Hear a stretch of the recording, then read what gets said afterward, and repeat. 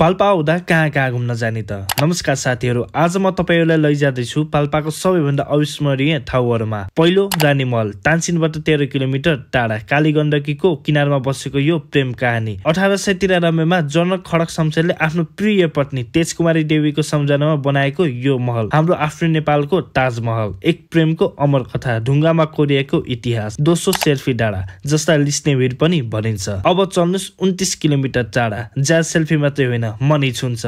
के देख्न पाइन्छ यहाँबाट? खिया, रनुवा, अर्गेली, किपाट, रुरु, रिडी र धेरै सुन्दर ठाउँहरूको दृश्यहरू। तेस्रो, मरमकोट, 27 किलोमिटरको यात्रा प्रकृतिको गोदाममा। मरमकोट जो हो पाल्पाको लुकेको स्वर्ग, जहाँबाट तपाईहरूले अन्नपूर्ण र धौलागिरीको अद्भुत दृश्य, पाल्पाका डाँडाहरू र हरियाली, शान्त वातावरण, भिडभाडबाट टाढा स्थानीय संस्कृतिको अनुभव। चौथो, भारकेश भ्यू टावर, तानसेनबाट मात्र 13 किलोमिटर। पाल्पाको छत भारकेश भ्यू टावरबाट के देख्न पाइन्छ त? श्रीनगर, तानसेन सहर, प्रवास, सराई, बन्दी पोखरा र पाल्पाको सबै दृश्यहरू। अन्तिममा श्रीनगर, तानसेन बस पार्कबाट मात्र 2.7 किलोमिटर। श्रीनगर जसले तानसेनको फोक्सो पनि भनिन्छ। के गर्न सकिन्छ त? परिवारसँग पिकनिक, भ्यू टावरबाट तानसेनको पुरै दृश्य, हरियाली र शान्त वातावरण, हिमालको प्यानोरामिक दृश्य, सबै एकै ठाउँमा। साथीहरू, पाल्पा यात्रा मात्रै होइन, यो एउटा अनुभूति हो, एउटा भावना हो। तपाईहरू कहिले जानुहुन्छ त पाल्पा?